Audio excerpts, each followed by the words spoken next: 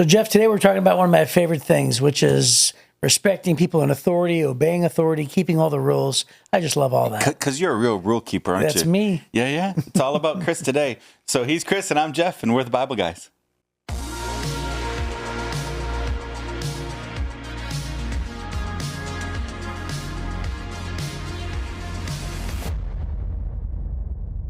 I think that glint in your eye gave it away, that I'm not sure that people really are going to believe that last statement. Well, the good news is I was sort of mostly kidding. It's about respecting people in authority, which right. I do have respect for. That's right. So even though I may not necessarily obey every rule, it also depends on the scenario. Anyway, enough of that. Let's get into our segment, which is this or that. Which one would you rather pick?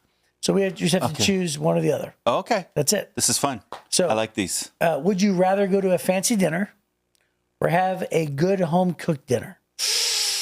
Ooh, I like going out. Go to a fancy dinner. Yeah. So you know what my answer is? My answer is the opposite. Yeah? You know why? Because I think I'm over it. I think I'm over, like all I'm trying to imagine is the best fancy dinner versus the best home-cooked meal ever. Oh, yeah. Right? And I would rather do the home-cooked meal. Probably because I think I've gone out enough where I feel like I'm sort of over it. Okay. Yeah. So we're a little bit different on that answer. Yeah. Number 2, would you rather take dancing lessons or cooking lessons? I would rather do anything other than take dancing lessons. I have 2 left feet, so cooking lessons, which, by the way, I love to cook. Yeah. So when I hear best home-cooked meal, what I'm thinking is, would you like to cook the best home-cooked meal? Right. Or would you rather go out? Well, I'd go out. But with the dancing or the cooking, I'd rather take cooking lessons. And because I do not cook or even grill, by the way. Oh, I don't even grill. Wow. So my wife took, early on in our marriage, my wife took over the grill. And I was like, yeah, I think I'm okay with that. And so all these other guys are like, grill this, grill that. I'm like, to be honest with you, my wife does everything. Yeah, wow. Even hamburgers, hot dogs, everything. Wow. So she does it. And so you'd have to take the dancing classes. Well, are you a good dancer? Well, it makes sense to me. I think Zac Efron. I have interest in cooking. However, when I heard the first question, I was actually thinking of my wife cooking my homemade dinner. Now, in terms of dancing or cooking, it's like, oh, I want to dance. I've done cooking lessons. I would much rather take dancing lessons. I want to sing and dance. I want to sing because you dance. said you had 2 left feet. Yeah. I actually think I would be a really good dancer. Oh, you're like John Travolta kind but of I dancer. don't know how to dance. Oh, okay. So I'm not a good dancer, but I think I could be. You think you could be? Yes. Okay. So that's why. And I've always wanted to learn how to dance, and I can't believe, by the way, that I haven't taken them. At 52. I know. You need to go take dancing lessons with your wife. I know it'd be great. Yeah. I think it'd be really good. Okay, number 3. Would you rather watch the sunrise or the sunset? Oh, sunset. Yeah, 10 out of 10 times sunset for me. I've done the sunrise. Yeah. So we had a buddy, believe it or not, that took us to Maui. Yeah. So he treated us. It was an unbelievable thing for like 10 days. And he's like, hey, one deal, man. We have to be there for sunrise on this oceanfront property, whatever. Yeah. So we would get up and be there at 4 a.m. and we'd be in line. And then by the time 7 a.m. hit, we would be the first ones and we would get the best seat on the ocean. Right. And the sun rose. And he's like, look at that sunset. Look at that sunrise. And all I kept on thinking of is, that was not worth getting up at 4 a.m. Like, that was not worth it. Yeah. Every day we did it. Where we live in the world, usually sunsets, we have a higher chance of a sunset being spectacular than we do sunrises, right? Yeah. Just because the way the weather builds up, the way the clouds come in the afternoons, that kind of thing. So, yeah, that's why I like that. But I also agree with you not having to get up early for it. It's Yes. great. I like ending my day. Yes. When we were in Costa Rica, we did a sabbatical in Costa Rica there for a month. And every single night, we made sure we were at a restaurant on the beach watching the sunset. That's and it was great. just fabulous. Number 4, would you rather live on a sailboat for a year or live in an RV for a year? Wow. An RV, I think. Yeah, me too. Yeah. Actually, it's not even close. I have to because of seasickness. Oh, really? Yeah, I can't do it. Yeah. So for me, I really want to learn how to sail. I really do. That's a high value of mine. But for a whole year, I think that would mean a lot of seafood. And, I like to dabble at seafood, but not every day. Yeah. If it tastes too fishy, my wife is not about seafood. I'm guessing that'd be fishy seafood. Sure. Yeah. Yeah. All right, number Turns 5. out that's what's in the sea. Right. There is that. Number 5, and this is the last one. Yeah. Would you rather ask for help with a difficult task or figure out how to do it yourself?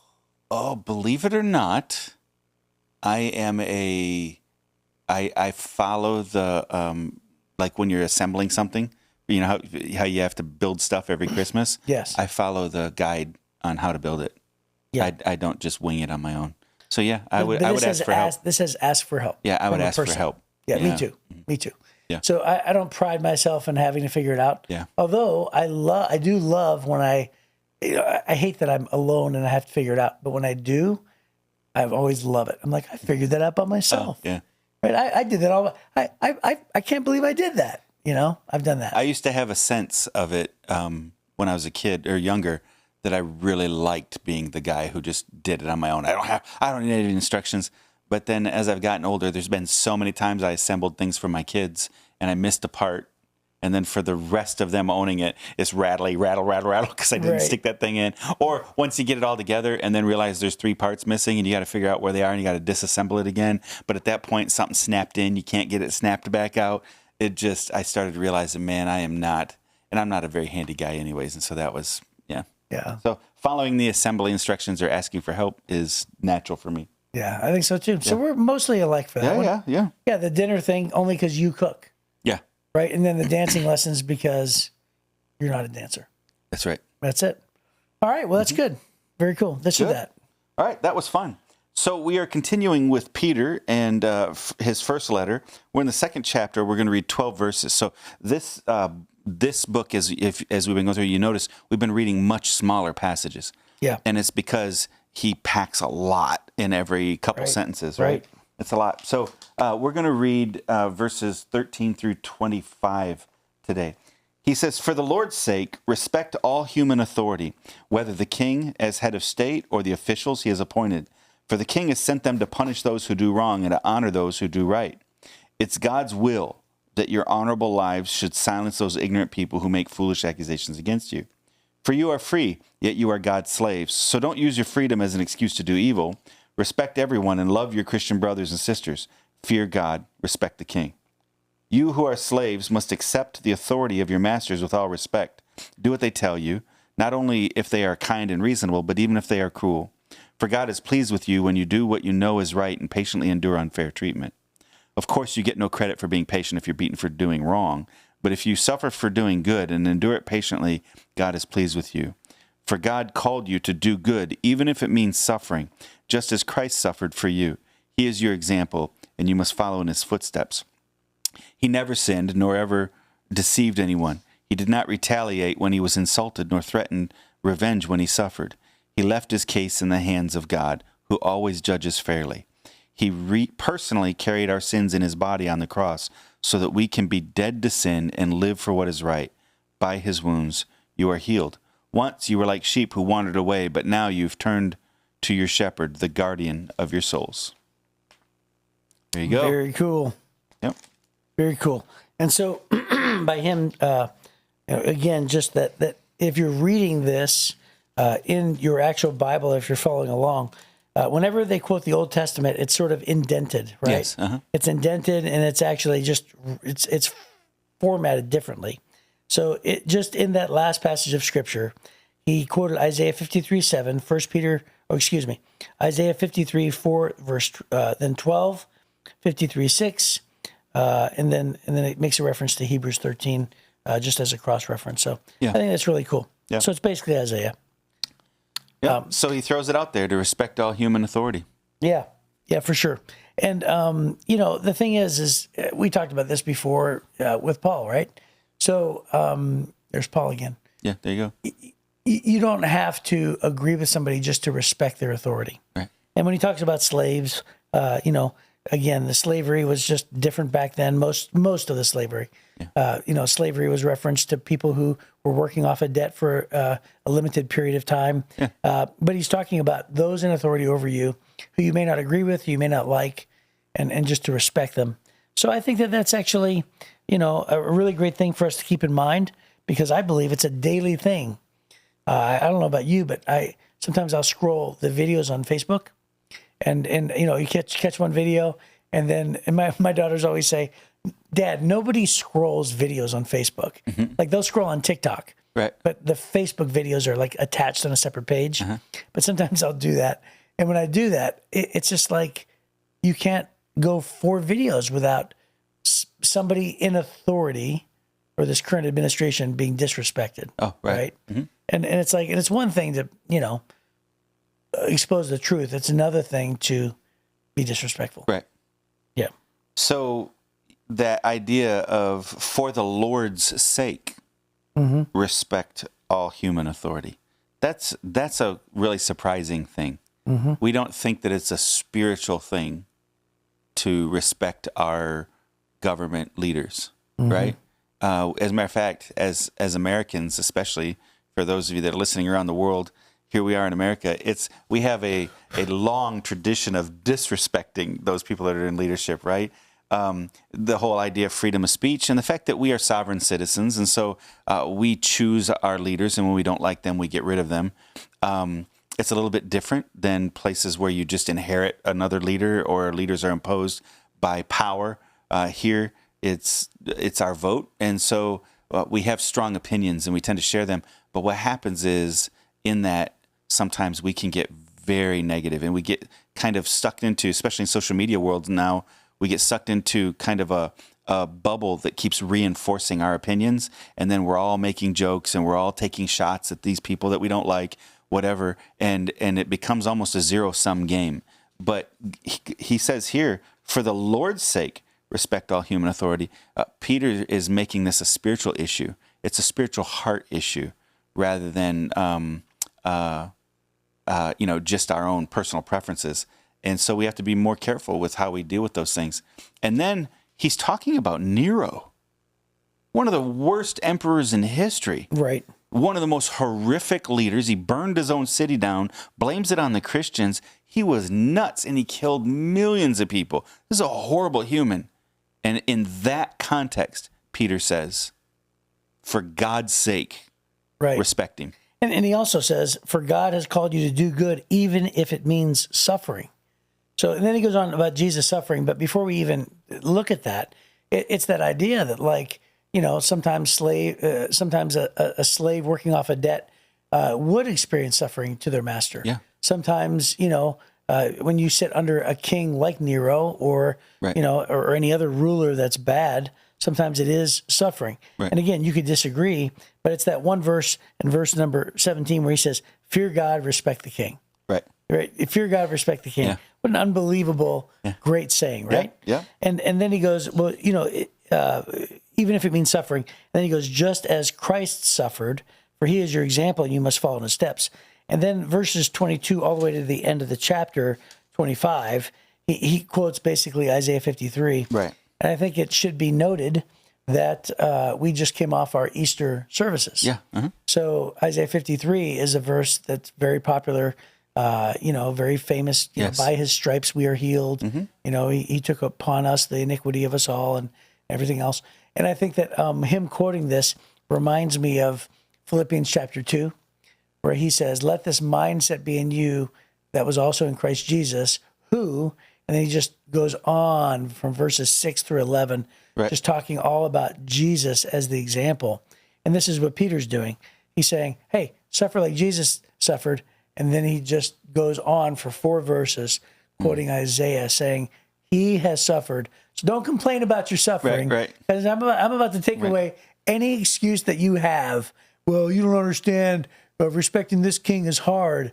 He's like, no. The cross is hard. Right. Nero's hard. The cross is harder. Right. Yeah. Right. Yeah, that's great. I also love the wording that he's using here, where he says in verse 15, it's God's will that your honorable lives, right? So it's God's will that we would be honorable in our living.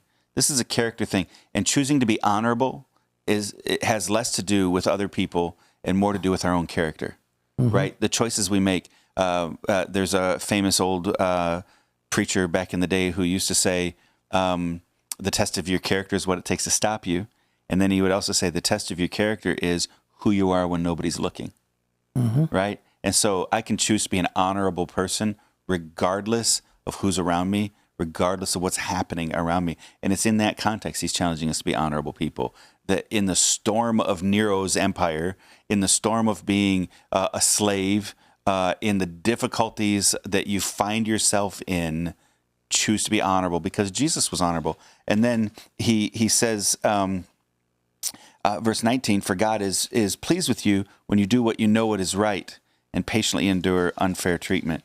So here's this thing, regardless of whether it's reasonable or unreasonable, he says, you can choose to do what you know is right. And I just think that this should be a hallmark of Christians, that our character is a choice that we make regardless of the crazy things around us.